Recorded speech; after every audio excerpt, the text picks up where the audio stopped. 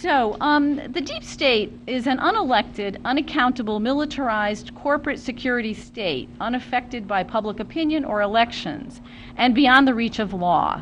They are the puppet masters who manipulate the public through the controlled corporate and many alternative media outlets, through fraudulent elections and puppet politicians.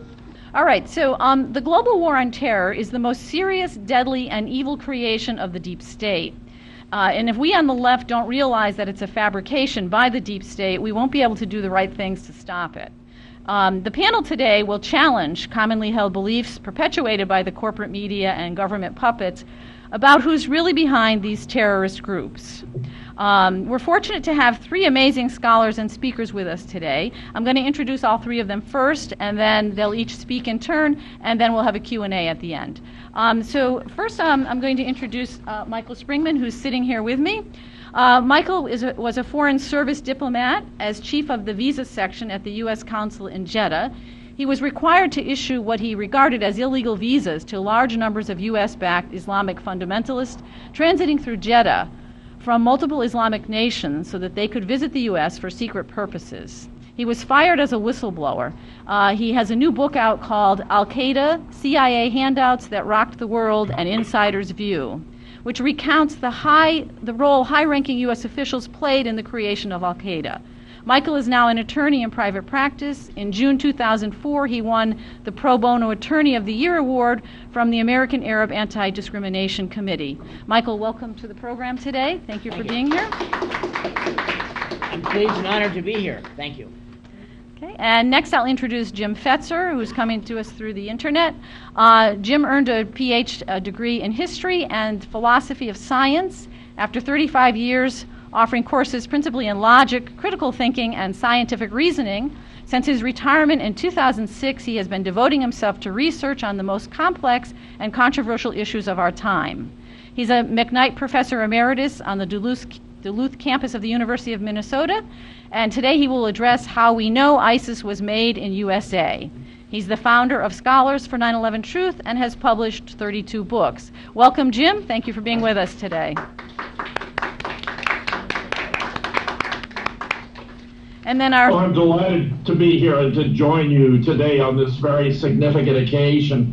What I am going to do is to trace the evolution of information coming to the public that establishes that ISIS was in fact made in the USA, sponsored by its allies rather than an indigenous movement, and where high American officials were culpable for its creation and ongoing endurance. ISIS was essentially an extension of the master plan revealed to us by Wesley Clark during a speech at the Commonwealth Club on 3 October 2007 to take out 7 governments in the next 5 years. Jim, I'm going to Jim, if you can hold off, I'm going to interview the last speaker, and then Michael's going to go first, and you're going to go second, okay? Oh, okay. Okay. My misunderstanding. Okay. All right. So thank you, and we'll get back to you. And our third speaker is Gearoid Colmain, and he's a journalist and political analyst based in Paris. His work focuses on globalization, geopolitics, and class struggle.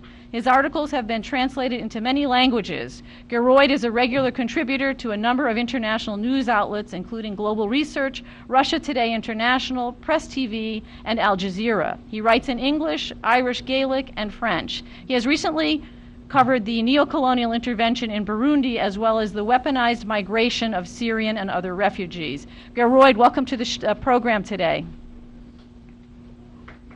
Do we have him with us?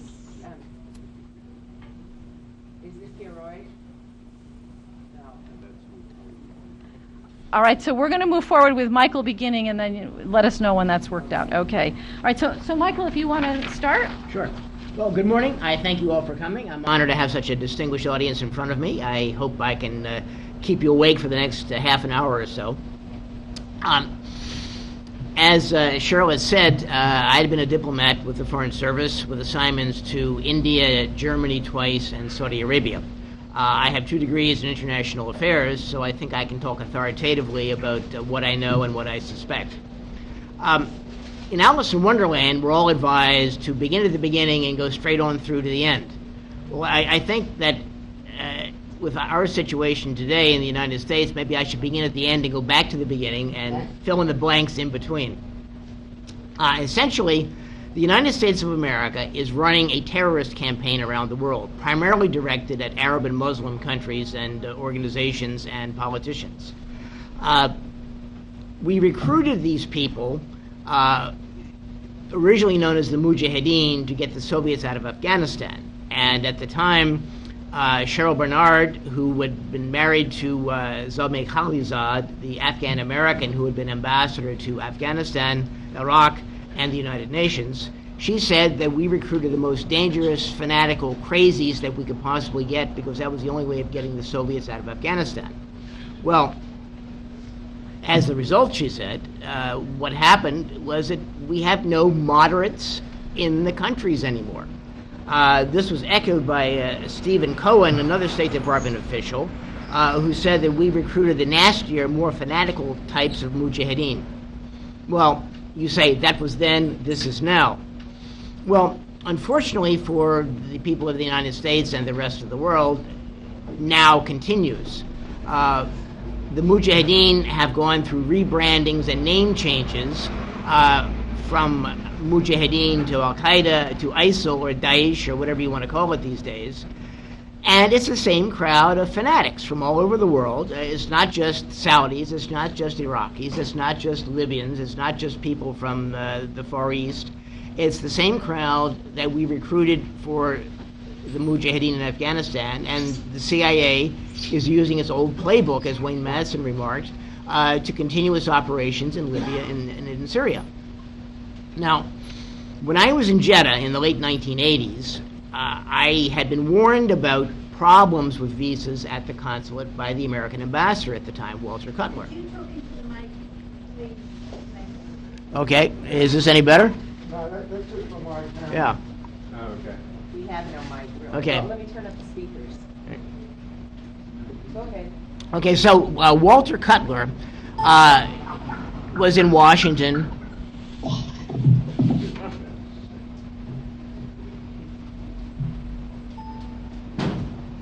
Go ahead. Okay, Walter Cutler was in Washington for consultations with State Department and other officials.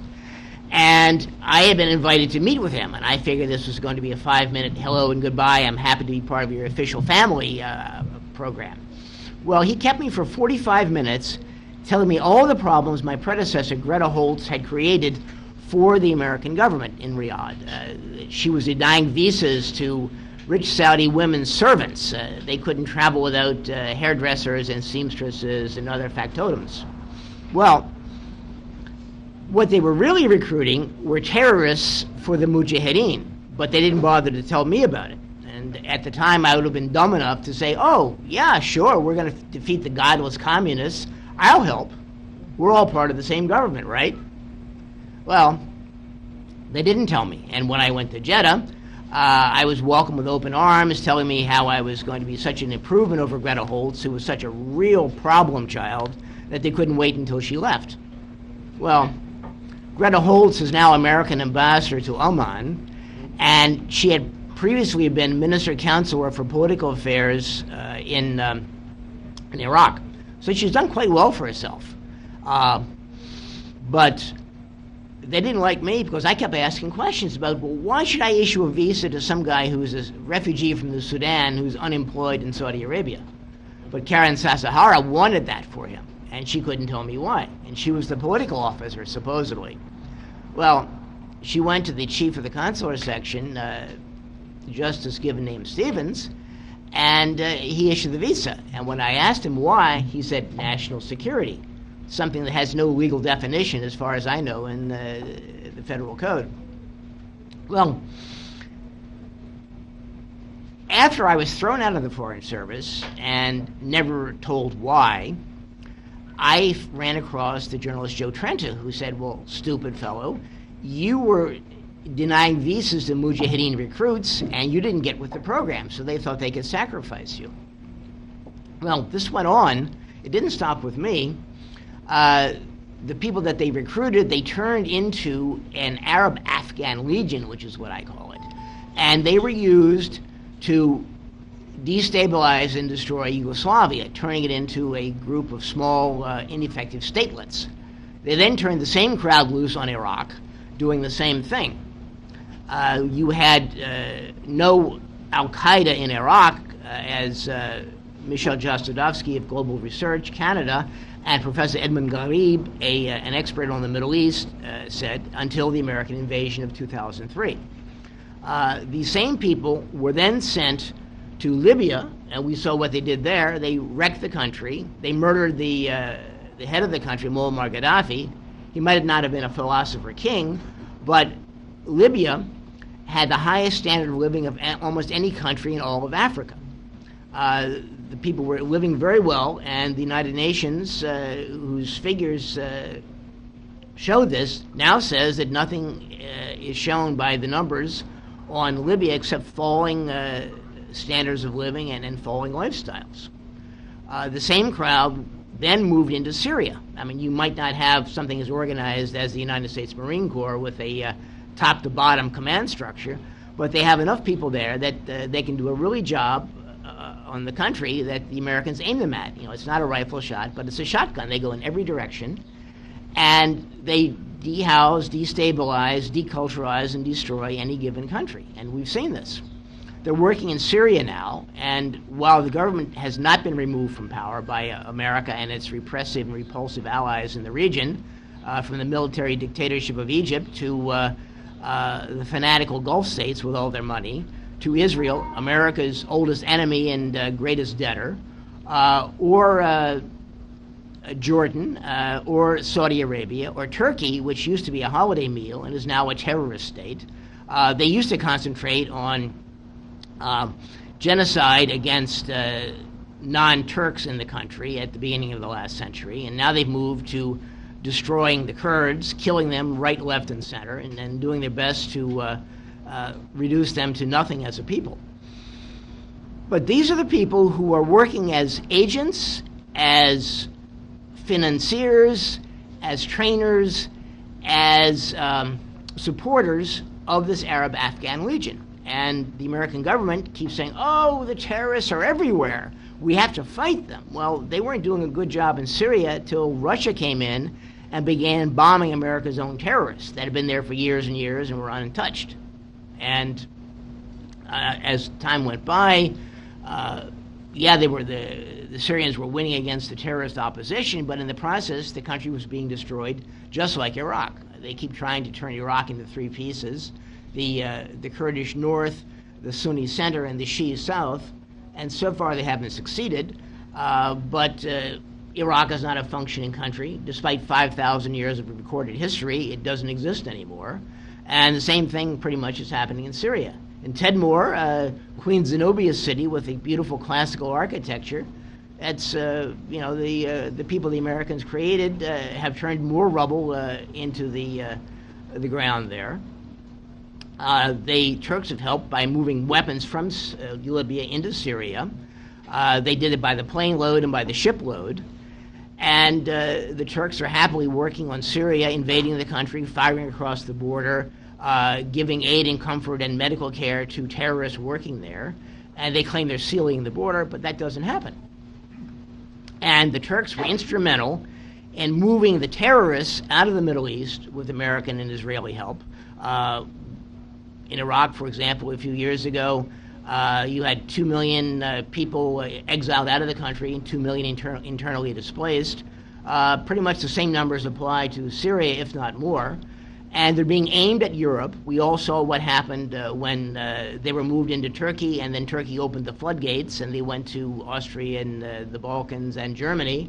Angela Merkel, who used to be, some people say, a Stasi, a state security operative, brought them into Germany, gave them housing, gave them money, and as a reward, you had riots all over the country on New Year's Eve last year, with 1,000 people rioting in the square in Cologne between the main railroad station and the cathedral, and you had women raped, groped, and robbed by the hundreds. It was done in Hamburg in the north, all the way down to Stuttgart, Weil am Rhein, and Singen in the south. and in Munich as well. So it's destabilizing the Middle East. You're moving the destabilized people out of the Middle East into Europe to destabilize Europe. Angela Merkel thinks it's a great job because it's money that they're paying to run their social welfare apparatus, but it's eventually going to destroy the country and then destroy the continent.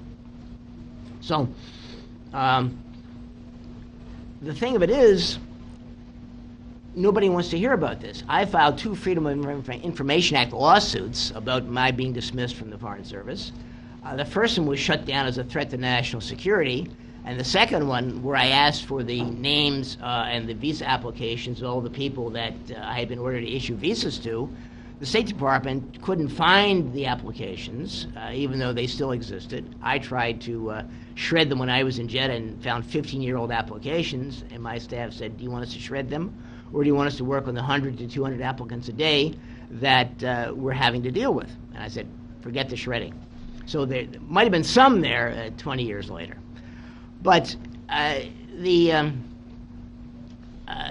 whole thing is just amazing. I wrote to all of the staff at the consulate in Jeddah, which was mostly CIA, as is most of the State Department. People, the Consul General Jay Freres, who ran the operation to get these illegal visas, he never got any comebacks. He never answered me why. Same thing for Paul Arvid Tveit, a CIA case officer in the commercial section. Eric Qualkenbush, who wanted me to issue a visa to an Iranian agent who ran a rug shop in Jeddah. He never answered back. Andy Weber, who supposedly criticized what was going on, well, he still has a job. He's moved from the Assistant Secretary of Defense for Biological, Nuclear, and Chemical Weapons to the second in charge for the State Department Ebola office. Karen Sasahara never answered me, and she's currently Deputy Chief of Mission and most likely Chief of Station in Sana'a, Yemen, where I would imagine her principal job is to coordinate American support for the Saudi terrorist attacks on Yemen, whom former Ambassador Barbara Bodine at Georgetown University once said was basically murder, war crimes, and human rights violations. So, the agency boys do very well for themselves, and anyone who questions this suddenly finds himself unemployed without an explanation. And the upshot of all of this is that the United States has a major military operation around the world somewhere every 40 months. The U.S. is hated by most of the world. In the region of the Middle East, only 15% of the Lebanese have a positive view of the United States. Same thing goes for Jordan. If you're talking about Israel or the Philippines, who are beneficiaries of American largesse, everybody loves us. But the people who get the business end of the rifle don't, and they wonder why Americans are there destroying their country. But this has domestic problems as well.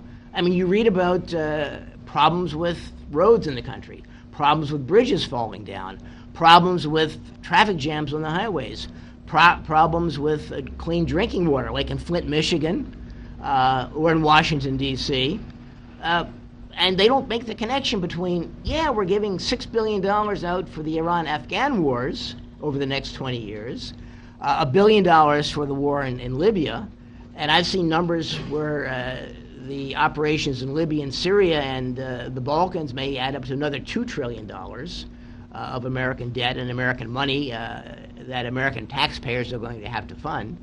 But who knows? Who cares? They're more interested in watching TV and making sure they have their beer on Saturday night and they can go to the nearest sporting contest and enjoy themselves. And nobody fights back. And if you do fight back, suddenly you don't have a job. Suddenly nobody's coming to you for help. Nobody's coming to you to get an explanation of what's happening. It's basically business as usual.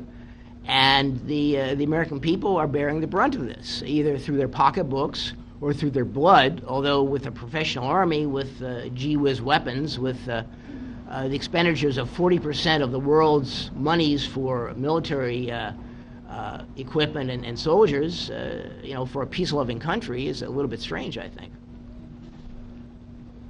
How are we doing for time? You've got about, let me see your watch. You've got 10 minutes. Okay, I have 10 minutes. I can still talk. So basically, people do pick this up, but it's Joe Trento in his book Prelude to Terror and America and the Islamic Bomb, where he talked about how the Zbigniew Brzezinski, who was National Security Advisor to Jimmy Carter, Democrat, Georgia, they were going to supply the money to destroy the Soviets in Afghanistan. You've got people like Peter Dale Scott in his book The Road to 9/11. He mentions this in my experiences in Jeddah. And in that book, he says, in the Balkans, NATO and Al-Qaeda were all on the same side, helping to destroy a socialist government that did not take its orders from Washington. You had Craig Unger in his book House of Bush, House of Saud. He mentioned my situation in Jeddah and talked about the connections between the Bush crime syndicate and the repressive government of Saudi Arabia. And it's the Saudis who are tied supposedly to September 11th and the missing 28 pages that nobody wants to declassify.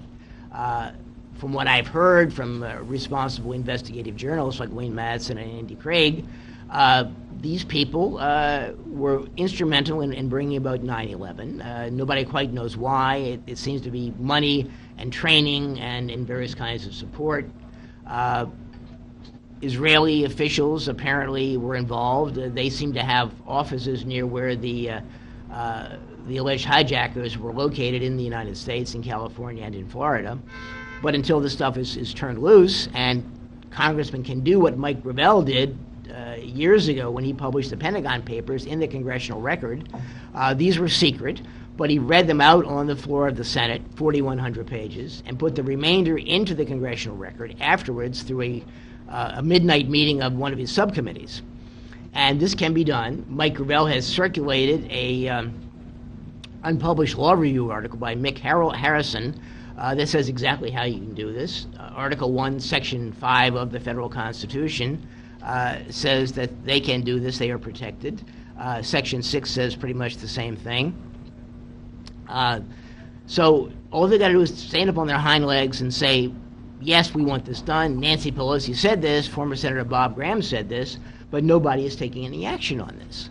And as you hear from the other speakers, you'll get more information about this, and you'll learn more about the destruction of Europe, the destruction of the Middle East, and reasons why we should declassify the 28 pages. So it's even the right-wingers say this.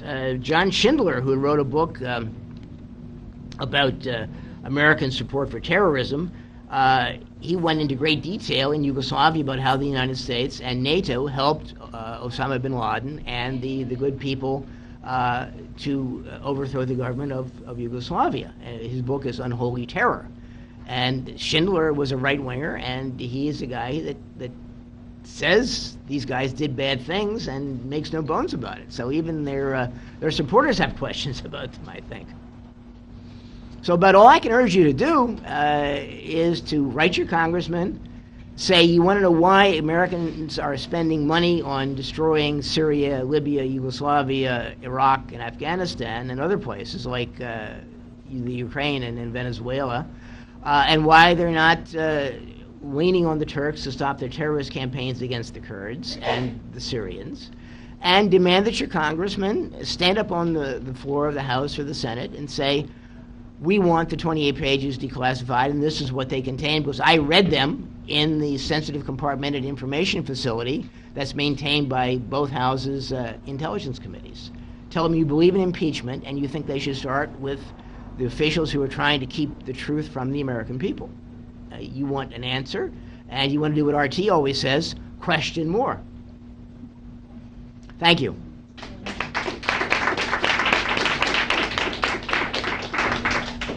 Thank you, Michael. And now we're going to hear from Jim Fetzer. Jim, are you with us? Yes, Okay, you're delighted on. to be here. Can we turn off the light? Otherwise we don't really see. Could you turn? Yeah. Thank you. My presentation will review the evidence, largely public sources, that establishes beyond any doubt that ISIS was made in the USA, sponsored by the American government, created to bring additional pressure upon the Syrian government in order to advance the agenda outlined by Wesley Clark during his speech to the Commonwealth Club on 3 October 2007, of taking out the governments of 7 countries in the next 5 years, beginning with Iraq and Libya, ending with Syria and Iran. It happens Russia has thrown a monkey wrench into that agenda, but not for lack of trying. All of this was a consequence of the orchestrated events of 9/11, which were arranged in large part to transform American foreign policy from one in which, at least officially, we never attacked any nation that had not attacked us first, to one in which we became the greatest aggressor nation in the world, together with our gallant ally in the Middle East, Israel. So to begin, the record, which is not intended to be exhaustive, but to provide more than sufficient evidence to establish the key point that ISIS was made in the USA.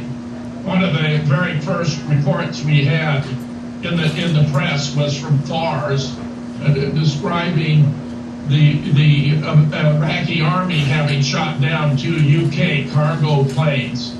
In the second slide, Alan, if we're there.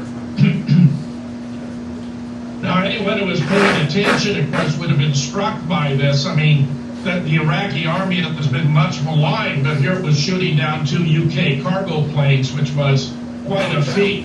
It made the international press, but not the American. And that was already on 23 February 2015. Within a week or so, we had another development reported again by FARS of the Iraqi Popular Forces shooting down an American helicopter. Now, it seems to me at this point already there ought to have been tremendous concern and apprehension that the situation was completely different than the American government was presenting, because it was becoming increasingly clear that the United States and the UK were deeply involved in supporting ISIS in its efforts. The next development occurred, as the next slide shows, when we learned on 10 April that the United States, Britain, France, and Jordan were refusing to name ISIS as a separate terrorist group. We, of course, had been identifying Al-Qaeda and the Al-Nusra Front as terrorist organizations. They were well known to the United Nations. But this hesitation to identify ISIS as a terrorist group was extremely revealing, and the nations that were declining to do so were almost certainly involved in supporting ISIS itself. Meanwhile, as the next slide shows, we were getting increasing evidence that many American Army personnel were involved in ISIS, particularly because there were so many reports and photographs showing them sporting U.S. Army tattoos. A most unlikely event had this been an indigenous movement of bona fide opponents of the Assad regime, as opposed to something constructed, supported, and aided by the United States, where among the many reports we have been that 2 retired American generals were directing ISIS. The next slide shows all of this was a consequence of the orchestrated events of 9/11, which were arranged in large part to transform American foreign policy from one in which, at least officially, we never attacked any nation that had not attacked us first, to one in which we became the greatest aggressor nation in the world, together with our gallant ally in the Middle East, Israel. So to begin, the record, which is not intended to be exhaustive, but to provide more than sufficient evidence to establish the key point that ISIS was made in the USA.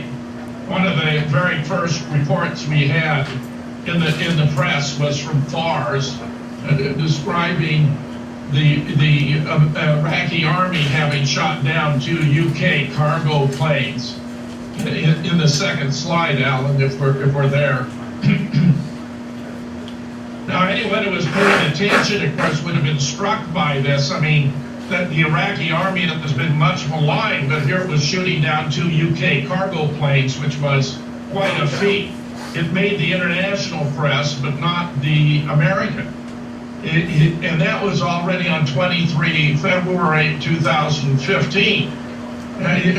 Within a week or so, we had another development reported again by FARS of the Iraqi Popular Forces shooting down an American helicopter. Now, it seems to me at this point already there ought to have been tremendous concern and apprehension that the situation was completely different than the American government was presenting, because it was becoming increasingly clear that the United States and the UK were deeply involved in supporting ISIS in its efforts. The next development occurred, as the next slide shows, when we learned on 10 April that the United States, Britain, France, and Jordan were refusing to name ISIS as a separate terrorist group. We, of course, had been identifying Al-Qaeda and the Al-Nusra Front as terrorist organizations. They were well known to the United Nations. But this hesitation to identify ISIS as a terrorist group was extremely revealing, and the nations that were declining to do so were almost certainly involved in supporting ISIS itself. Meanwhile, as the next slide shows, we were getting increasing evidence that many American Army personnel were involved in ISIS, particularly because there were so many reports and photographs showing them sporting U.S. Army tattoos. A most unlikely event had this been an indigenous movement of bona fide opponents of the Assad regime, as opposed to something constructed, supported, and aided by the United States, where among the many reports we have been that 2 retired American generals were directing ISIS. The next slide shows the stunning confirmation coming when Judicial Watch was able to obtain documents from the Defense Intelligence Agency that revealed that the United States itself had created ISIS in order to isolate the Syrian regime. This was published on 19 May 2015 and left no doubt about it.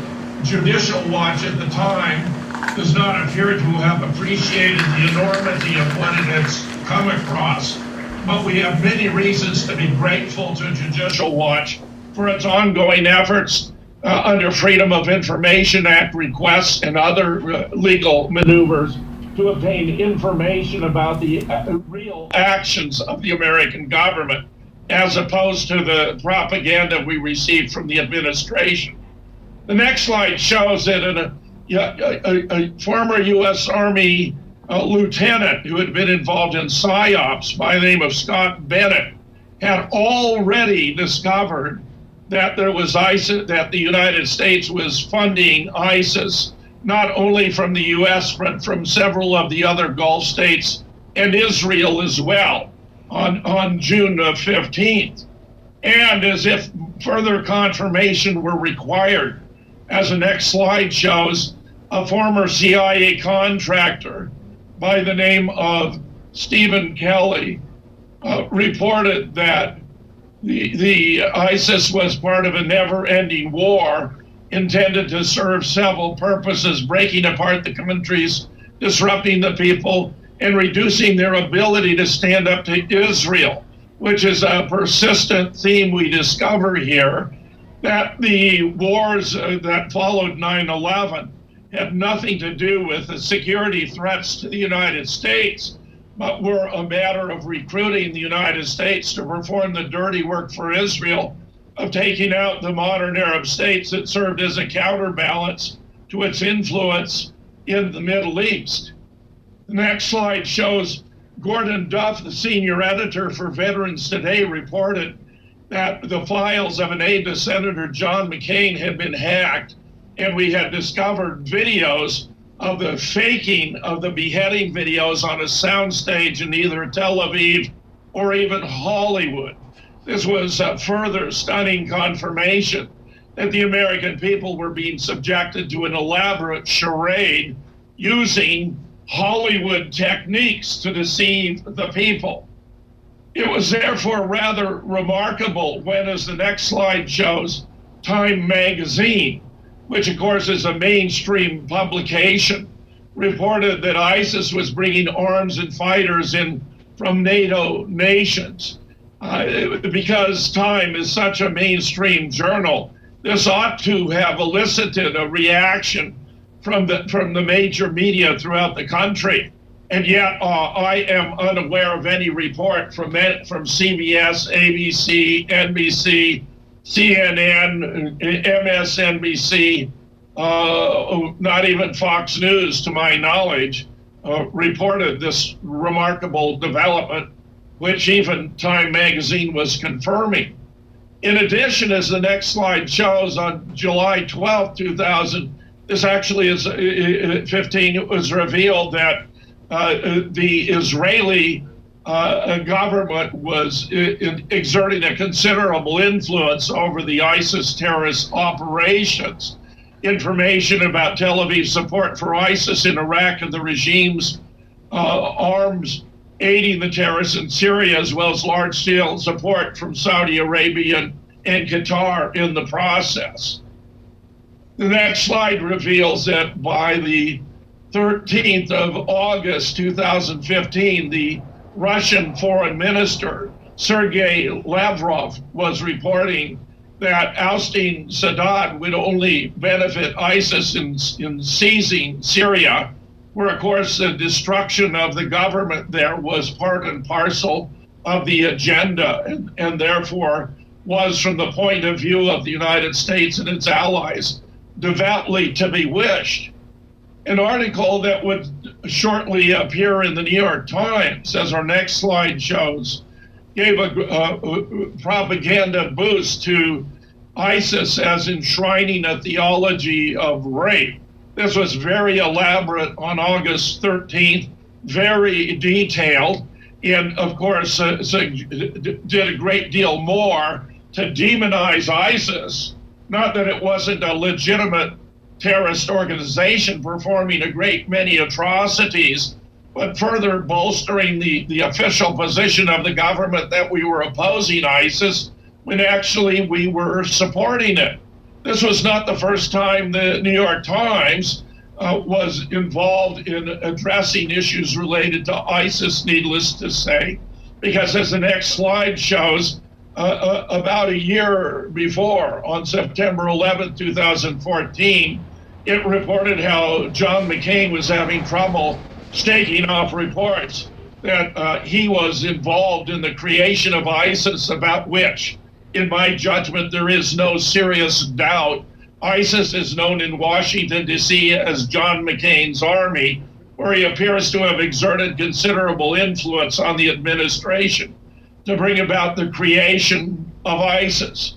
For further confirmation that the United States was supporting ISIS, not opposing it, the next slide shows that Alexei Pushkov, the head of the Russian Parliament's International Affairs Committee, reported that the United States wasn't bombing ISIS, but actually was taking the occasion of using alleged attacks on ISIS to take out the superstructure of Syria, bombing bridges, roads, grain silos, and the like, in order to weaken the government of Syria, and that the United States was simply lying to the American people, indeed, to the entire population of the world.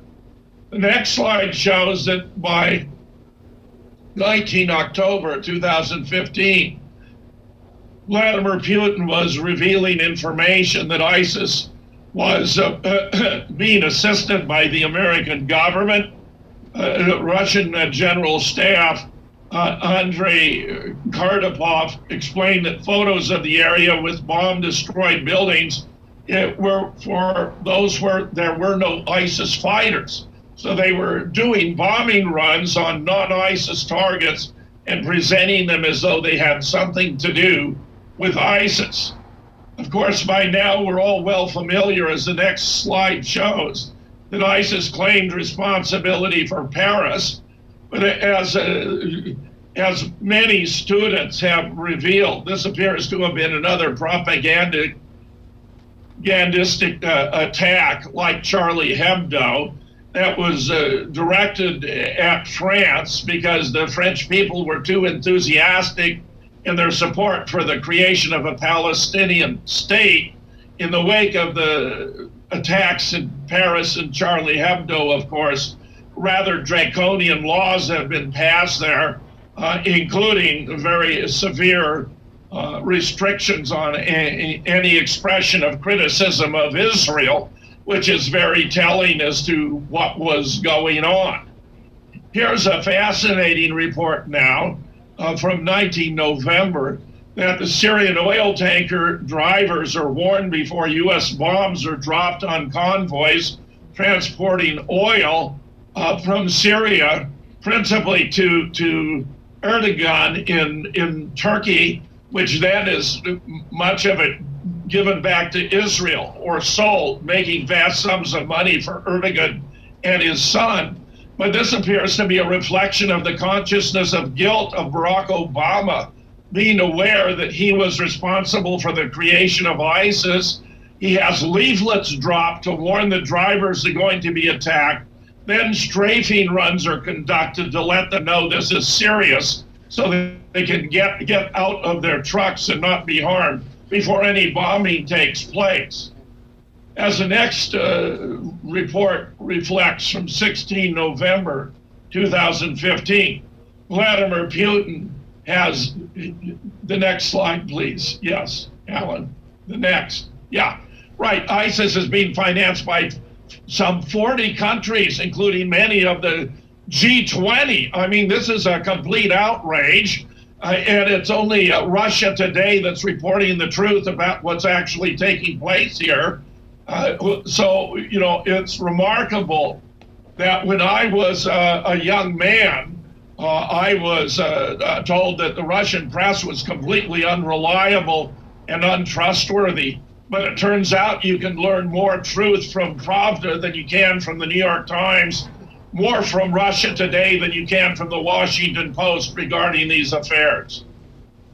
As the next slide shows, President Assad himself has explained that France, the UK, the US, and Saudi Arabia are all involved in supporting ISIS. There's no question but what his reports are accurate. Here's some quotes. When those countries that I mentioned, France, UK, US, Saudi Arabia, Qatar, and some others, stop supporting the terrorists, things will improve. If you want to fight and defeat them, you have to cut and suffocate their supplies or armaments, money, coming mainly through Turkey and with the support of the Saudis and the Qataris. I think at the downing of the warplane, this is in the aftermath of the shooting down of a Russian jet, has shown the real intention of Erdogan, who, let us say, lost his nerve because the Russian intervention has changed the balance on the ground. Now, the next slide reveals something terribly, terribly important that the world needs to understand. All of these developments related to the creation of ISIS took place during the presidency of Barack Obama, who, of course, was elected in 2008 and will only step down next year, where Hillary Clinton became the Secretary of State in 2009 and served until 2013. Hillary not only supported the war in Iraq, she motivated the attacks on Libya, where Muammar Gaddafi was a benevolent dictator who was sharing the wealth of Libya with the Libyan people, national health care, national public education, taking on the great waterworks project that would have turned North Africa into a veritable oasis, and where he was also introducing the gold dinar. She has now been revealed to have been deeply involved in Libya by emails that are being revealed that show that true motives had nothing to do with the alleged abuse of Gaddafi of the Libyan people, where there was virtually no crime, any medical problem that couldn't be dealt with in Libya. The government would fly the person with a friend or relative anywhere in the world, all expense paid by the Libyan government, national warehouses where anyone who needed food could go. This was, if not an idyllic society, certainly it was a close proximity where Gaddafi was expected to receive an humanitarian award from the United Nations just 3 weeks before the invasion, which was quite catastrophic. I've interviewed Jimmy and Joanne Moriarty, who were there at the time. They had developed an organic process for disposing of organic waste that was completely non-polluting and environmentally friendly, and they witnessed how what was going on involved, say, being paid 3 times for the same body, first to kill them, then to chop them up, then to burn them, where rape became an all-pervasive instrument of war. And today, of course, as we well know, Libya is in chaos and a breeding ground for terrorism. Hillary has not only desirous of increasing the war in Syria, she's talked about bombing Iran at Dartmouth last year. She said when she became president, she'd be in the position to bomb Iran to annihilation. It's rather stunning that the Secretary of State seems not to know the history of the Iranian nuclear program, where all 16 U.S. intelligence agencies concluded already in 2007 that Iran was not pursuing nuclear weapons, a conclusion they reaffirmed in 2011, where even the Mossad concluded that Iran was not pursuing nuclear weapons, which they reported to the Israeli government 3 weeks before Benjamin Netanyahu went to the United Nations and asserted precisely the opposite. In addition, our sanctions on Iran were violations of Article 33 of the Geneva Conventions of 1949 that preclude the punishment of any individual for a crime they did not personally commit, so that we have been committing war crimes in Iran by virtue of our forms of collective punishment. I wrote to 97 members of the United States Senate with precisely the information I just outlined here, and I received a response from one about an irrelevant subject. So it's very clear the American Senate is either unaware or completely culpable in these ongoing war crimes and offenses in the Middle East, including Iran. Moreover, Hillary is clearly a neocon and one of many members of the Obama government, including Victoria Nuland at the Department of State, Samantha Power at the United Nations, Ash Carter at Defense, Susan Rice as Obama's national security advisor, who are all committed to the neocon agenda. It's shocking that the American people are so unaware that Barack Obama himself is a neocon aggressively pursuing these wars in the Middle East, where the Nobel Committee made a colossal blunder in awarding him a peace prize. The history will reflect he was the most undeserving recipient in history. New revelations from the emails have confirmed what I am reporting to you now, as the next slide reveals. The best way to, this is from Hillary's actual email account that were being sent over unclassified servers, where the Inspector General for the Department of State has observed major violations of security protocol, where Hillary was instructed before she became secretary that it's not, classification is not a question of whether one of these documents is or is not stamped classified, secret, or top secret, but a function of the content.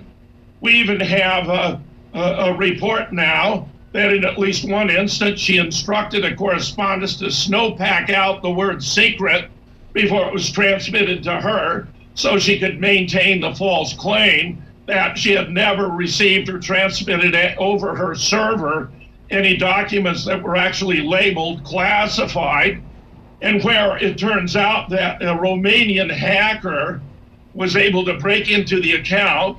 He has reported that there were at least 10 others who were viewing her email, the contents of her email server at the time. The Russians discovered this because he tried to hack into a Russia Today account, and the Russians now have been deliberating over whether or not to release 20,000 emails they have in their possession from Hillary Clinton's account. Here's a sample that I find particularly revealing. The best way to help Israel deal with Iran's growing nuclear capability is to help the people of Syria overthrow the regime of Bashar Assad. Back to Syria. It is a strategic relationship between Iran and the regime of Bashar Assad in Syria that makes it possible for Iran to undermine Israel's security, not through a direct attack, which in the 30 years of hostility between Iran and Israel has never occurred, but through its proxies in Lebanon, like Hezbollah, that are sustained, armed, and trained by Iran via Syria. The end of the Assad regime would end this dangerous alliance. Israel's leadership understands why defeating Assad is now in its interest.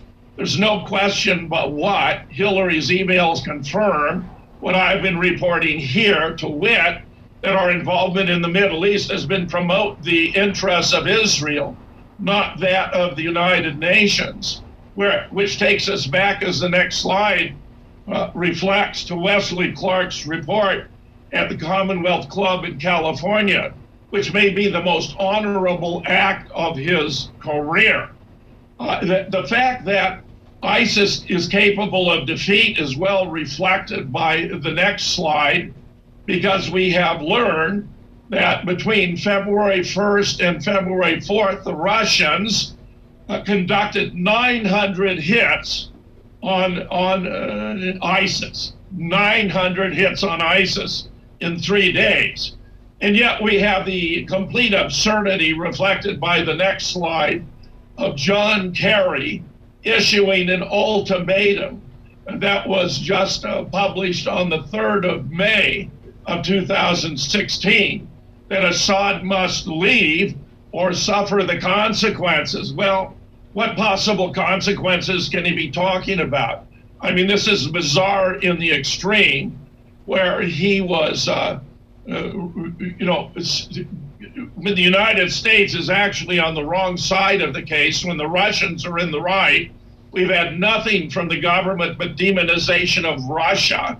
It would have been most appropriate to reach out to the Russians to join in the effort to defeat ISIS, were it not the case that ISIS is our own instrument of influence in the Middle East, where we continue to act not in the interests of the United States, but on behalf of Israel as its veritable agent, where Cynthia McKinney has revealed that when new members of Congress come to Washington, they're asked to sign a pledge to put the interests of Israel ahead of those of the United States, which is shocking in and of itself.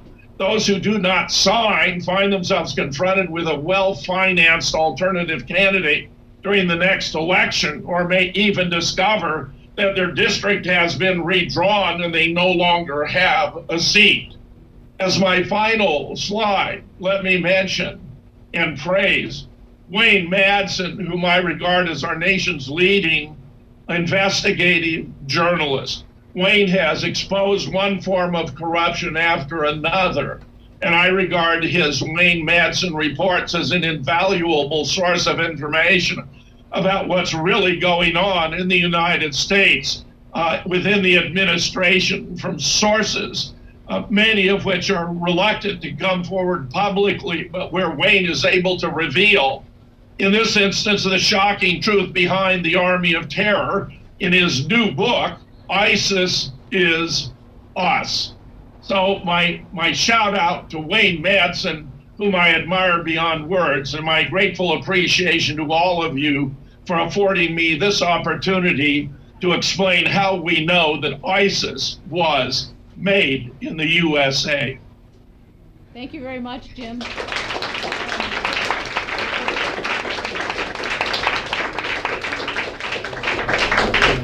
Okay, and now we'll hear from our third speaker, Gearoid Colmain, coming to us from Paris.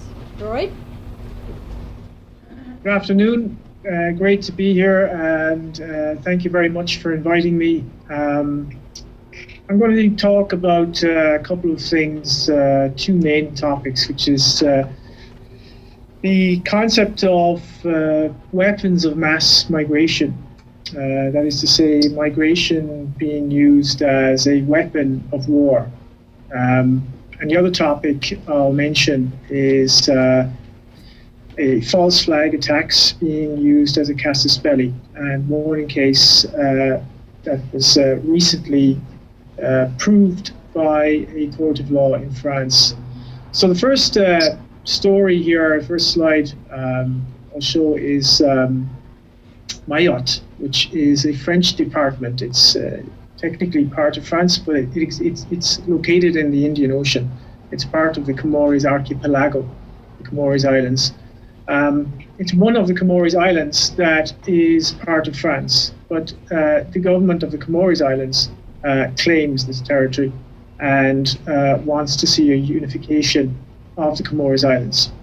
The first slide there from the Comores Islands shows a story that came out in the French press yesterday, I believe. And it's a migration problem in the island where basically people from other islands are flooding the island of Mayotte. Now, in that island, if you look at the second slide there, in the second slide, you see that there was a major workers' revolt, and it's ongoing, in fact, in that island a few months ago. So there's a major social movement beginning in Mayotte, and they want to have the same rights as people in what's referred to as the metropole, that is to say, mainland France. They want to have the same social services, the same labor laws, and to be treated equally, which of course they're not. France has done very little to improve the lives of working people on that island. And I want to make the connection here between the two events. I should mention that they had an election recently in the Comores Islands, and they elected Azali Assoumani, who was a candidate which the European Union and France did not want to win this election.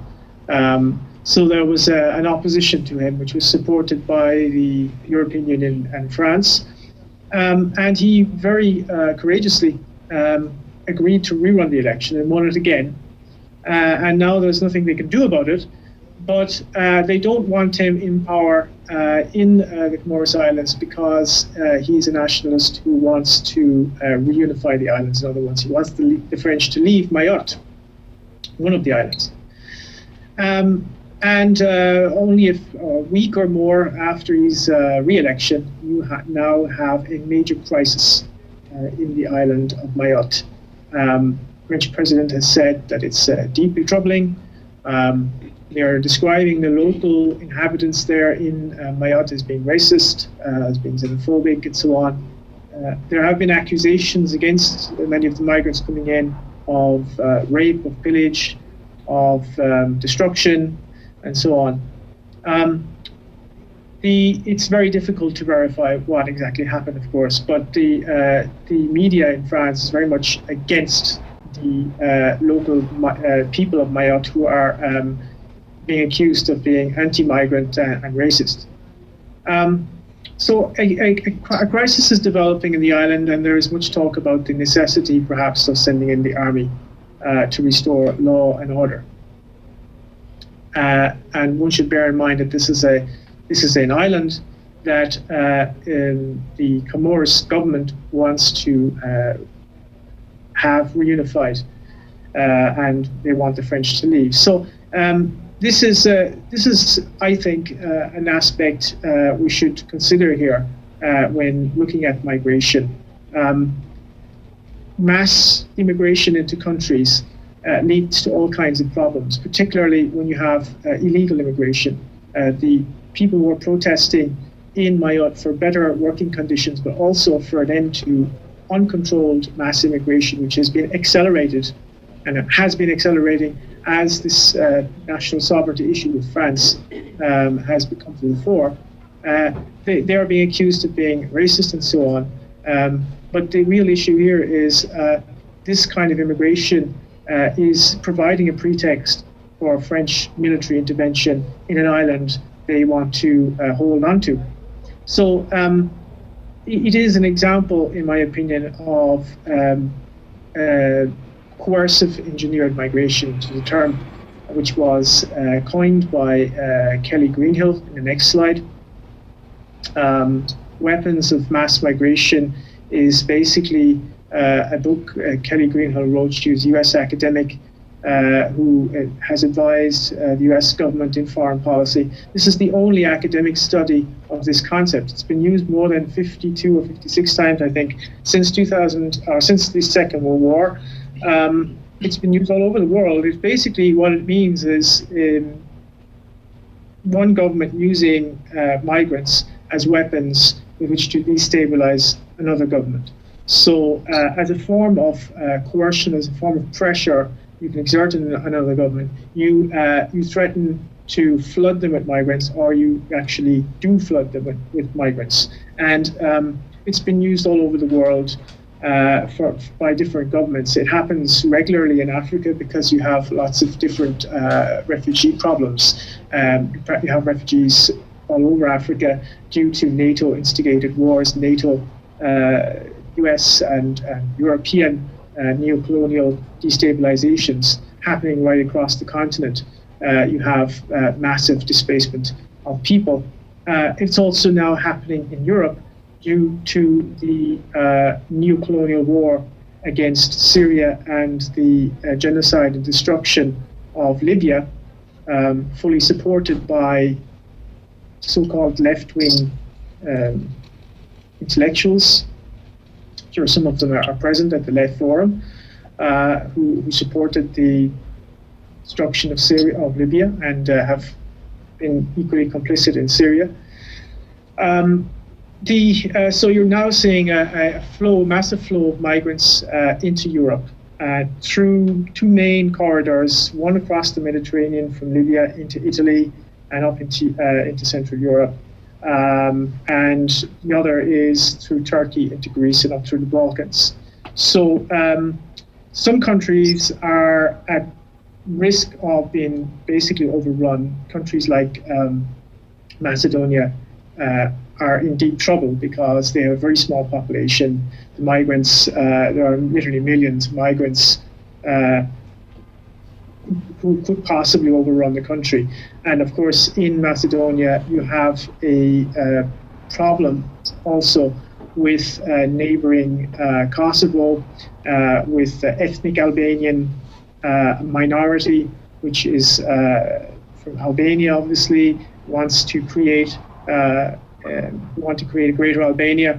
That's a project that the United States have supported for a long time. The United States attempted a color revolution against the Macedonian government in 2015 that failed. So there is a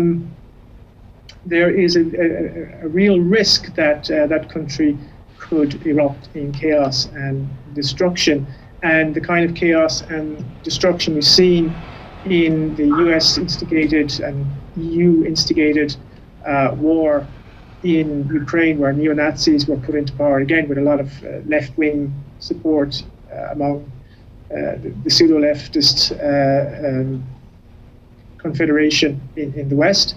That also could spread now down through Eastern Europe and into Central Europe. And essentially, this is essentially what is happening. A lot of the refugees coming into Europe and the migrants, and again, we don't know the difference between that refugee and a migrant, because you have to go through an actual process to find out where the person comes from, whether they're fleeing war, etc. So to make it to be simple, we'll just say migrants. The migrants coming into Europe are coming from regions in the world which have been, in one form or other, destabilized by the Western imperial system, whether it is economic destabilization through IMF and World Bank restructuring programs that have created, that have impoverished the majority of the population of most of the Southern Hemisphere countries, or whether it is through Western and NATO and US instigated wars of aggression and coups and pseudo-revolutions. And pseudo-revolution, the concept of the pseudo-revolution, that is to say, color revolution, is of extreme importance as well in understanding contemporary imperialism, because that has now become a global form of destabilization. And the Arab Spring was the beginning of that, when US NGOs trained activists to overthrow leaders the United States no longer wanted in that region, and attempted to create a new Middle East which was more favorable to their interests, and particularly to the interests of an ever-expanding Israel, which intends to eventually become the sole power in the Middle East, and thereby the sole power in the world. That is something that you can read in the Yinon Plan, which was a document published in 1982 by an Israeli official. And the Yinon Plan is basically the attempt to use ethnic and religious division or diversity, but to turn it into division in Arab countries contiguous to Israel, particularly Egypt, Libya, Syria, and so on. So pitch the Sunnis and the Shias against each other, get them all fighting, create conditions of civil war and chaos that would then enable Israel to be the sole power, unchallenged by any coherent nation state. Israel was, of course, at the forefront of the war against Iraq, the Israeli lobby. The Israeli agents, in particular Bernard Lévy here in France, was the main protagonist in the French aggression against Libya in 2011. It was Bernard-Henri Lévy who practically set himself up as the Minister for Foreign Affairs of France, self-proclaimed revolutionary. He's openly an agent of Israel, has admitted that himself. All of these wars serve the US Zionist agenda. And the other aspect of the war is the way in which the Zionists or the imperialists are using refugees as weapons. So obviously you're going to have a lot of refugees and migrants when you destabilize countries economically and militarily and so on. But also you can use them as an opportunity. They are particularly good at using crises as opportunities. And so the opportunity with this is, well, okay, there's a lot of people on the move. There's a lot of camps. There's also a population explosion in many of these countries, in spite of the economic hardship. There is an economic explosion in the Middle East. This was a major problem for the Syrian government, in fact, and it was one of the things that they did not manage properly. Well, they couldn't really. They didn't have the resources. There was two problems, two things that destabilized Syria even before the actual military operation against Syria. One was over 1 million refugees from Iraq, from the U.S. occupation there. Syria took them in, gave them health care, but they didn't really have facilities to put up 1 million people. They had thousands of Palestinians who'd been there for years.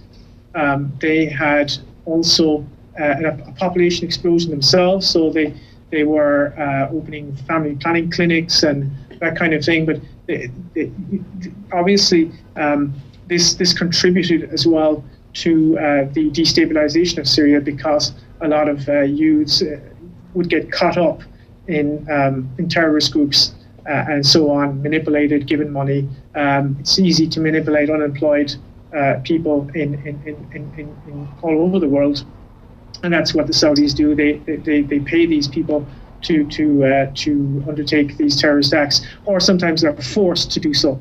And in Syria, for example, they've had to they've been releasing hundreds, thousands of people ever since 2011. When they come into, for example, an area in a city that's occupied by terrorists, they will end up probably killing a lot of terrorists and then also arresting hundreds of people. And once those people are interrogated and they're satisfied that they're not terrorists and so on, they're usually released. So there's a lot of people who, and a lot of those people may have actually been fighting in the terrorist groups, but were forced to do so. This is happening in Africa as well, where refugees, for example, in Rwanda, refugees from the destabilization of Burundi, just to recap, Burundi since 2015 has been fighting a low-intensity war waged by France, the United States, against the government of Burundi, and there have been many refugees from that war, and those refugees are based. Well, a lot of them were forced to flee to Rwanda. Rwanda is a U.S. client regime in the Central Lakes, in the Central African and Great Lakes region. And a lot of those refugees, Burundian refugees in Rwanda, were weaponized by the Rwandan regime and forced to go over the border in terrorist groups. This happens quite a lot. It's happening in various countries. There's a big risk of this exploding in the Balkans due to the ethnic tensions that still exist there. A lot of unfinished business in the destruction of Yugoslavia, Republika Srpska, and these kind of these states were still very unstable and have a very unstable future. A lot of possible conflict in Bosnia between Islamic State and the Orthodox Christian population of these countries. So there is a lot of there's a big danger that with massive flows of people coming in like that and either staying in the country or passing through the country, you're going to get an explosion of violence. The long-term objectives of the United States in Europe is to divide the Eurasian continent. That is to say, if you look at Europe, what we consider Europe, say Lisbon to perhaps the Ural Mountains, it's never really clear, but if we take Europe, Western Europe, it's really a peninsula. So if you look at the map, you see what you really see is a world island. That's how Brzezinski sees it. The former U.S. National Security Advisor was a diligent student of Harold Mackinder, the father of geopolitics. If you look at the world, it's essentially a world island, Eurasia and Africa. The key to U.S. Zionist domination of the world is to divide the world island. That is to say, if you look at the map, the key part to control is the region from the Baltic Sea to the Black Sea. And what they intend to do is create an intermareum there. That would be essentially a militarized zone, nuclear rockets aimed at Russia. Hence the necessity of destroying and dismantling the Ukraine through a completely corrupt neo-Nazi regime. That could spread, and in fact, people like Viktor Orban of Hungary have said that the US were responsible for the destruction of the Ukraine and that the war was aimed against all of the people in Central Europe. In other words, he believes that the US is going to spread the war. Now, this is a NATO member making those kinds of statements, which shows that there's deep dissent right now in NATO. The Czech Republic, similarly, is very, very worried about what is going on. The president of that country has said that the migrant crisis is a conspiracy of the Muslim Brotherhood against Europe. The Muslim Brotherhood, of course, were in cahoots, have been in cahoots for many years with the economic elites of Europe and the United States. So things are particularly complex, and this is something that many people have been unaware of. The fact, for example, that some of the most belligerent oligarchs in the world today, people like George Soros, have actually been financing the transport of migrants into Europe. And this is not about helping migrants. This is not about creating a multicultural utopia. It's about destroying all of the social gains of the working class in Europe over the past century. It's about effectively replacing self-conscious workers who are capable of organization, who have sufficient cultural hegemony or cultural homogeneity to do that. In other words, they speak the same language. It has nothing to do with whether they're what race they are, because France, for example, French identity, French national identity is a civic concept. It's not a racial concept, and the working class here is multiracial and has been for a very long time. It's about replacing that self-conscious working class that is now protesting and occupying factories, occupying refineries, with a docile, subservient, enslaved lumpen proletariat, because that's essentially what they want. In other words, they want to reduce all workers to the lowest common denominator. So that's the concept of weapons of mass migration. It's something that is deeply troubling. I think what we're going to see is, first of all, a destruction of the social state and its replacement with a penal state. But more importantly, a transfer of funds from the French workers, for example, to take France as an example, to migrants. So they're going to the French, the ruling party in France, the Socialist Party, will depend very much for votes from the migrants. And they will it will be kind of like a mafia. The migrants will need the French government for protection from a disgruntled French proletariat instrumentalized by the far right. The role of the far right is to say to the French proletariat, look, this immigration is the problem. Obviously, it is a problem when you see whole areas are being flooded with migrants and so on, and there's chaos developing. They will use that to blame the migrants rather than blaming capitalism, rather than blaming the capitalist mode of production, which is the cause of the entire problem, and the foreign wars are the cause of the entire problem. So to understand that, one needs to go beyond facile concepts of left and right and so on. And the whole notion of no borders, of course, is something that has crept into the labour movement in the last 20, 30 years. That was not the position of the French Communist Party. They were always critical of migration. Marx was always critical of migration. Engels was always critical of migration. They always understood migration as a war against the working class. That does not mean that you should oppose migrants, but one should always have a very critical class analysis of migration and its function. Those who promote globalization, those who are promoting class domination, are also promoting migration. So that's that issue. The other thing, just to finish, I don't know how much time I have. I could probably talk for hours. I just want to... Yeah, 5 minutes. 5 minutes. Okay, so just this is a shorter... I'll make this short and sweet if I can. I don't know if I have the slides there.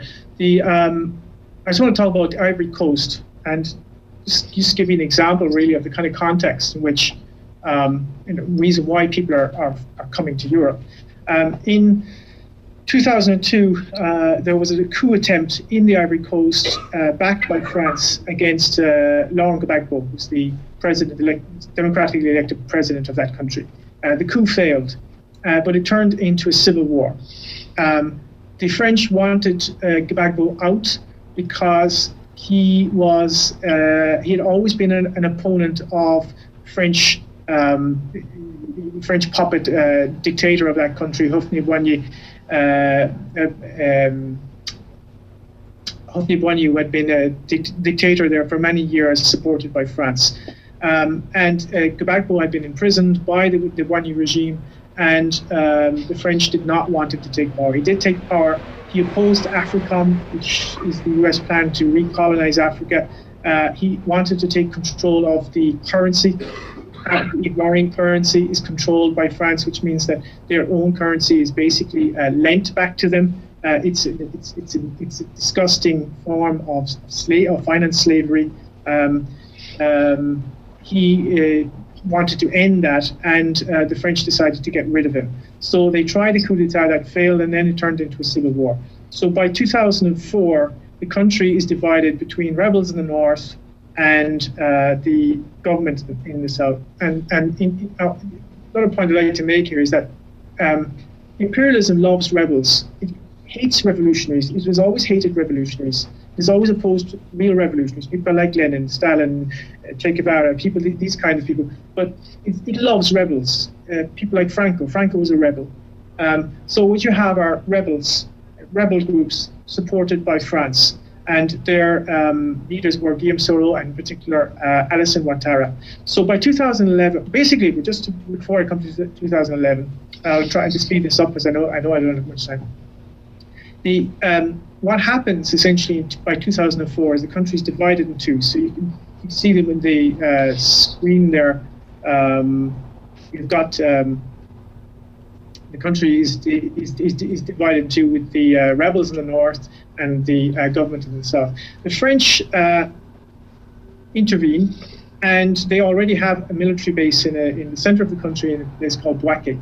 The French force, basically they oppose the reunification of the country. So Laurent Gbagbo informs the French in the military base that he's going to retake the north. He's going to launch a military offensive to retake the north, which is, of course, perfectly legitimate. It's his country. It's occupied with rebels illegally and so on. Sometime after, about a week later, the operation is launched. And just before the operation is launched, the French military base is bombed. The military base was bombed by mercenaries from Belarus. And it has now come out that the mercenaries were working for the French government. In other words, the French government bombed their own military base. And when they bombed the base, they killed 9 French soldiers. They mutilated over 50 people, 1 U.S. citizen. And they immediately used that as a casus belli against Gbagbo. And they launched a military campaign against Gbagbo. They destroyed all of the Air Force, the Ivoirian Air Force, and they sent tanks right up to the presidential palace to send a very clear signal that they had taken control of the country. They occupied the airport. The people rose up against the neo-colonial French occupation and demonstrated peacefully in their thousands. The French opened fire on demonstrators, murdering over 50 people. It was a brutal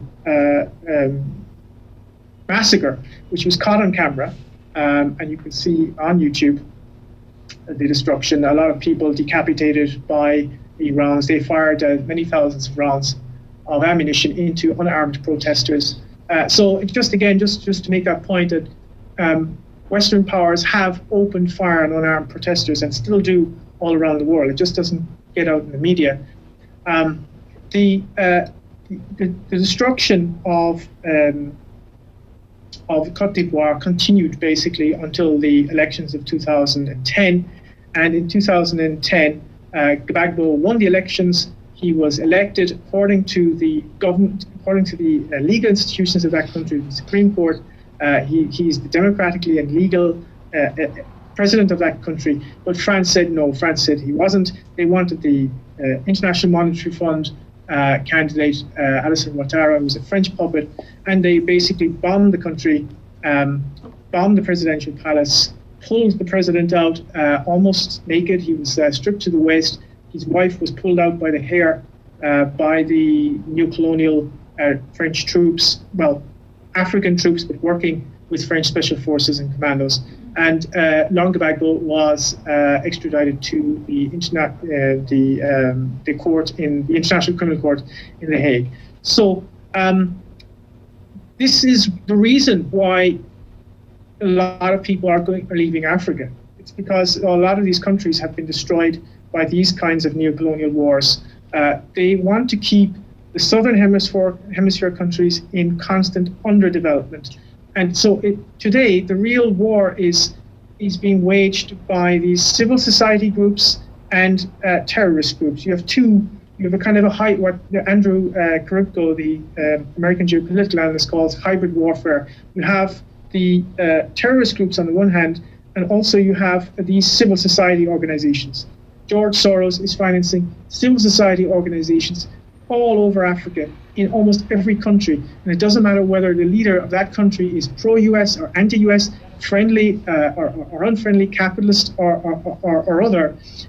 He can be a target of these groups. And these groups, what they do is they basically get rid of the national state. They get rid of the aspirations of the national bourgeoisie, which is industrial development. And they keep those countries enslaved to Western finance capitalism. That's essentially what is happening all over the world. Now, all of these revolutions are disguised as popular uprisings, as spontaneous, and they have a left-wing symbology. So the clenched fist is something you see. And this is something that is happening right now in South Africa. It's happening in the Congo. It's developing in Congo, Brazzaville, and right throughout the continent. So there are two sides to this. One is the Western destruction of Africa by the elite, and also Western destruction of Europe. The reason why they need to destroy Europe is because Europe's geopolitical destiny is its geographical destiny is unification with Russia, and a very significant amount of people in Europe, in very high places in the elite, want the sanctions to be lifted against Russia and want a greater economic integration with Russia, particularly in Germany. And so the migrant crisis is a way of putting pressure on Europe, keeping Europe in a constant state of instability.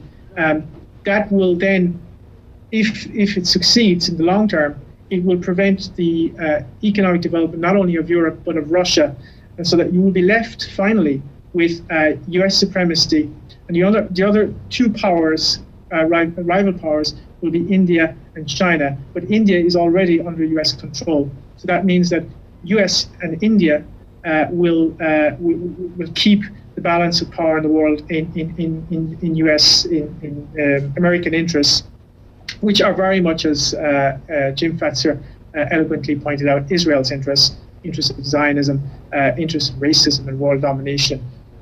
So that's more or less it. I think I better stop there before I say too much. Thank you very much, Gearoid.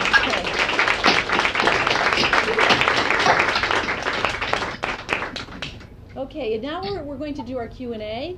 And because we're being live streamed, if you ask a question, I'm going to repeat it so that it gets recorded. So please keep your questions short. If they're long, I'm not going to be able to remember them. Okay. For recording purposes, not set it. What's that? Your mic is just for recording purposes. Right, exactly, yeah. So, so who has the first question? Yes, sir. How much support does the U.S. give to Israel for classified? Are you directing it to any one of the speakers? All of them, right? Oh, anyone, okay. So the question is, how much support does the U.S. give to Israel? Per year. Per year. Well, I can give you an answer. Total since 1948, $138 billion. The United States provides $3.5 billion per year currently for military aid. They're thinking of upping it to $5 billion a year. And that does not include the $1.5 billion a year that goes as tax-free money transfers, buying Israeli bonds or donations to Israeli organizations. And I just want to remind you, we are streaming live on No Lies Radio, and the shows will be archived there, so you can check that out later. Yes, sir. Yes, Mr. Springman, your great book, Visas for Al-Qaeda, I've read about half of it. It's a great book. Thank you. Could you tell us, maybe in synopsis form, I know it's hard because your book is so detailed and thorough, and I know you worked as a visa officer That's right. for the U.S. government. Who was the cabal behind the visa operation? Were they were protecting the Saudis? Who was it in the U.S. government? Was it Cheney? Who was the cabal that was sending directions down the chain of command to have you issue visas, which you clearly felt were inappropriate? Okay, so the question is, who is behind the visa corruption, sort of letting people through when you were in Saudi Arabia? Well, in Washington, D.C., I don't rightly know. I do know that the then American ambassador, Walter Cutler, was quoted in Robert Dreyfuss's book, The Devil's Game, as saying he knew this, that these people were being recruited, but he thought they were freedom fighters, and he had no idea at the time what would develop from that. For an ambassador to say that, I think they should have a little bit more political sense than to look a bit farther into the future than they did. In Jeddah, It was basically J. Phillips Freres, the American Consul General, the CIA base chief, Eric Falkenbush, who withheld from Paul Arvid Tveit, TVEIT, who was a case officer for the CIA concealed in the commercial section. But in Jeddah, I would say of some 20 Americans, there were only 3 people, including myself, that had no ties to any of the intelligence services. You had a big CIA station, you had a big NSA signals intelligence operation there. By and large, with the Foreign Service, according to a former station chief and to Jay Hawley, a real Foreign Service officer, it's about 1 in 3 spooks to Foreign Service officers. In Jeddah, it was nearly everybody, and according to the now deceased Ambassador Robert White, it could be at least 50% in some cases. Yeah, the gentleman in the green shirt? This is a question for Jim Fetzer, but it could be for anybody, really. I'm wondering what you think the fate of ISIS might be in the wake of the Russian bombing, and especially the Russian publicity campaign against showing Turkey's links. Obviously, that's got to hit kind of close to home. Russia probably has a lot of information on the U.S. links to Turkey as well. Are things going to change? The United States is talking about an attack on Mosul and Raqqa. Okay, Is let's any of this going to go keep through? it short there so I can do that, okay?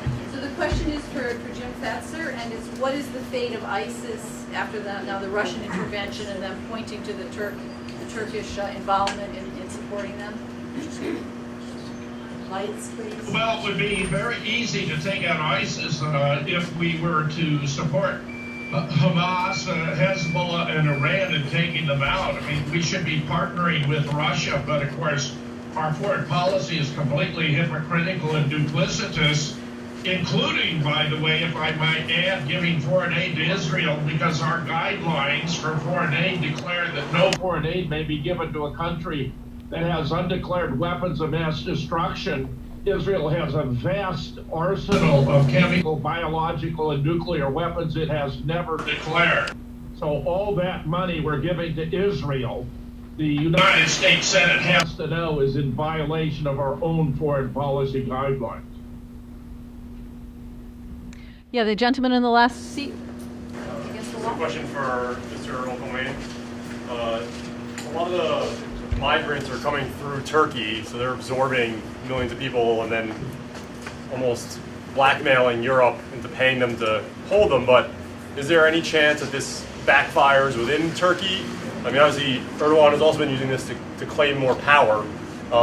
Is he trying to also use it within the country by displacing migrants into Kurdish areas to disintegrate those areas, their ethnic resolve? Because obviously they're a big opponent of Erdogan's policy. So just sort of what is the situation in Turkey as the front line for the migration crisis? Okay, great. So this is a question for Gearoid, and it is with the migrant situation where they're going through Turkey and Turkey's involved in it. How does this affect Turkey itself? Is it using the migration in its own country for its own gain? Yeah, I'm not sure. I didn't hear properly what gentleman said, but if that's your question here, is Turkey using this as, is Turkey behind this basically? Is that the question?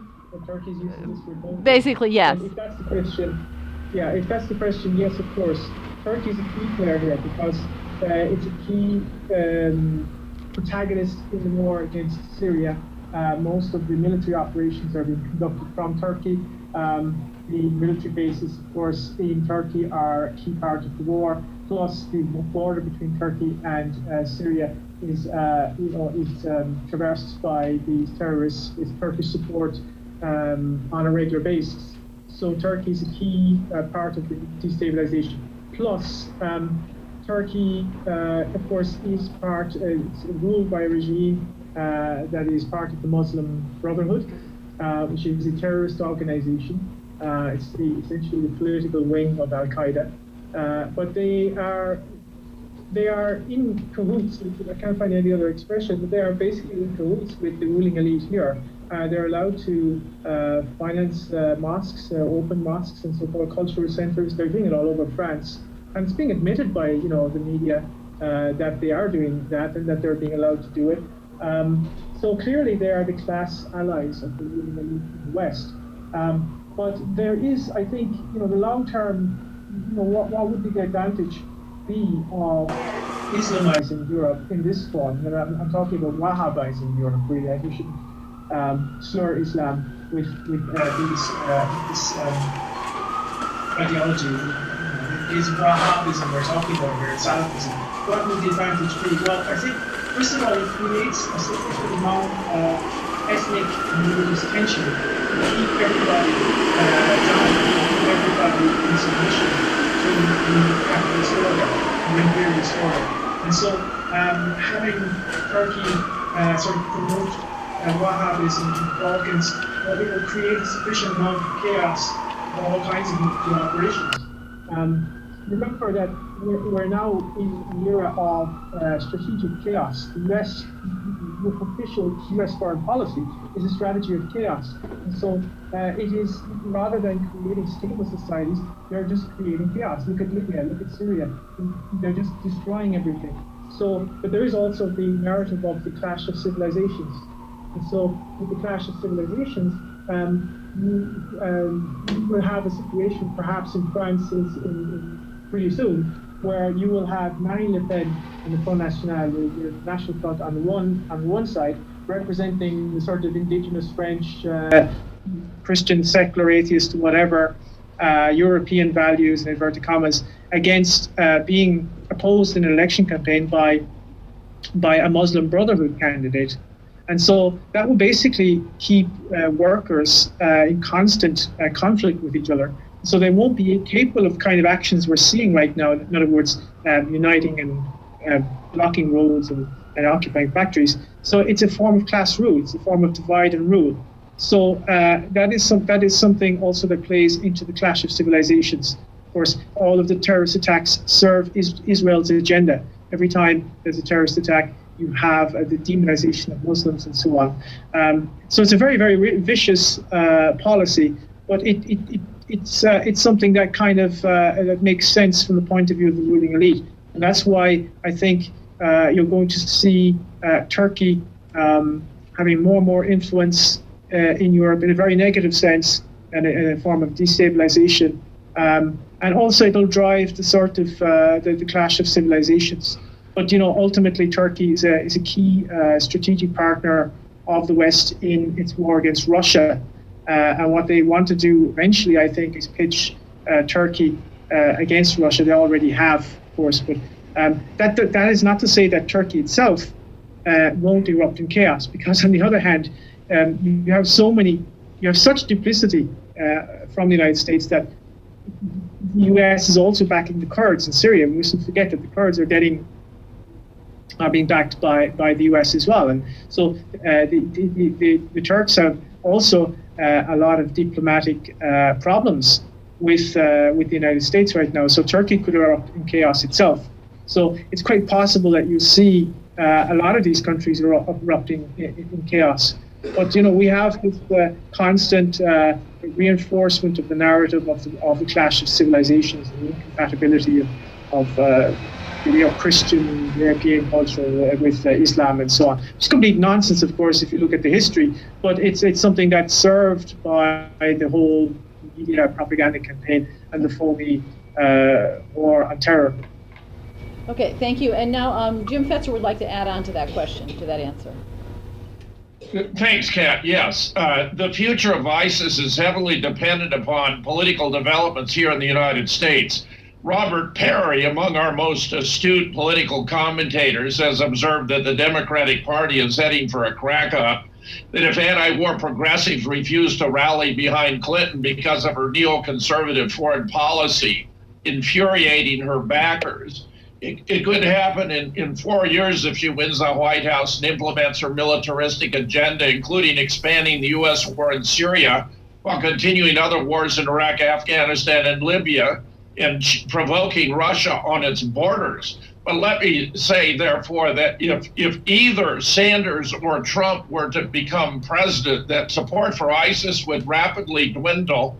I believe that Trump would be more decisive and aggressive in taking it out, would have no problem partnering with Russia, Iran, Hamas, and Hezbollah.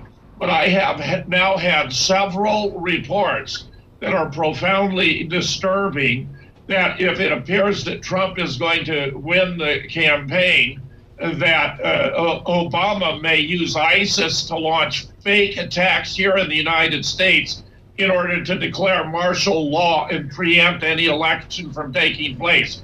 I wish I could tell you this is beyond the pale, but given our past history, it is by no means something I can rule out. I'm sorry to say we have to take it seriously. Thank you. And back there, a question? Yes. Yes, you. Yeah. So, I don't remember which speaker mentioned this, but talking about the decay of our bridges, our roadways, clean drinking water. At the same time, we're spending a tremendous amount of money on militarism. So, what I'm wondering is, when does the bank break and who breaks it? Well, I would say the bank is already broken and the American government broke it. We've spent all of this money, $6 trillion in past and future costs for paraplegic veterans and things like this for Iraq and Afghanistan. Another $2 million for wars against Syria and so forth. Libya cost us $1 billion. But that money could have gone, for example, health care for 47 million people who didn't have health care, were underinsured in 2012. That would cost $277 billion, not quite $6,000 per person in the country in the United States. That's a bigger benefit than destroying Libya and Syria and Yugoslavia and Iraq and Afghanistan. Dam safety, $21 billion is needed for aging critical high-hazard dams. Water main breaks, $1 trillion to replace pipes and put an end to 240,000 water pipe breaks a year. Bridge repairs, $20.5 billion annually. And congested highways, $101 billion annually. That goes to wasted time and fuel. And $170 billion annually needed for highway improvements. That's a better use of money than destroying Libya and Syria. Thank you. You have a question? Yes. Gearoid talks about the strategic vision of why these actions are occurring. I'd like the other speakers to weigh in. What's the end game? Where are they trying to take us, and why are they doing these actions? Okay, so the question is, what's the end game? Where are they trying to take us with all these actions?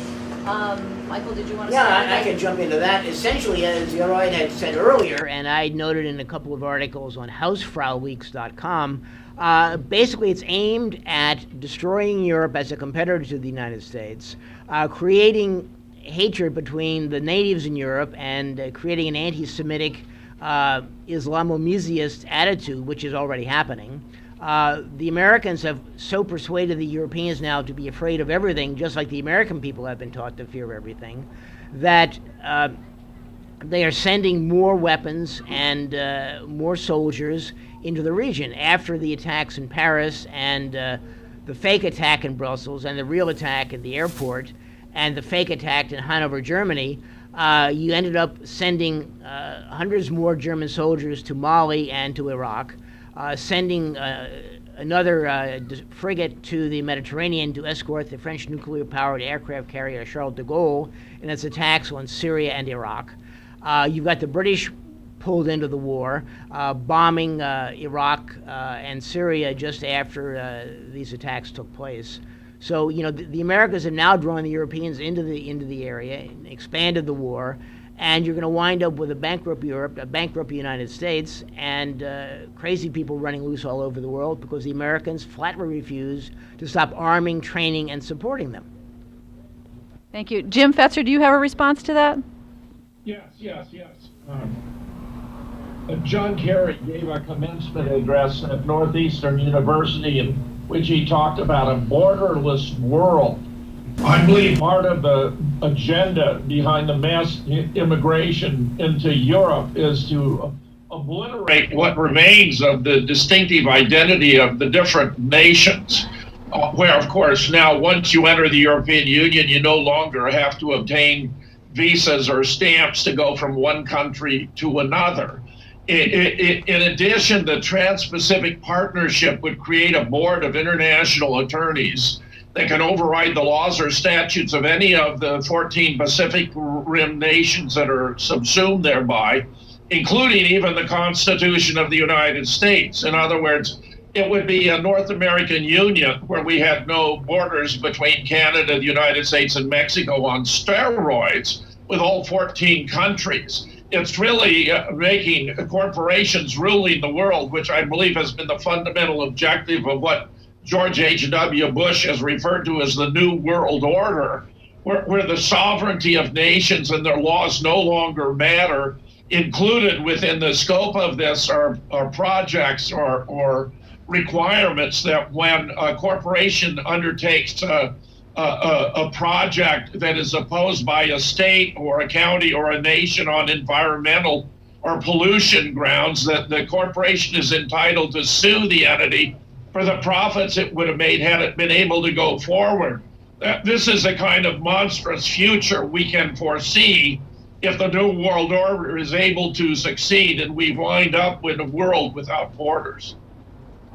Thank you very much, Jim. Unfortunately, we're going to have to end the panel here. We've got another one coming up in 10 minutes. I hope you'll stay for it. It's called 9/11, an ecumenical approach, where you'll hear what's really the inside story on that. I want to thank our three speakers today, Michael Springman, Jim Fetzer, Gearoid Colmain. Also, we have here flyers for all of our 6 panels this weekend on the deep state. If you didn't get one, there are some errors in the booklet, so you might want to get one of these for the correct ones. Thank you. And we should thank Kat McGuire for... Oh, thank you, Kat. And Alan. Cherl for putting this whole thing together. Thank you. Okay. And to Alan Reese at No Lies Radio also.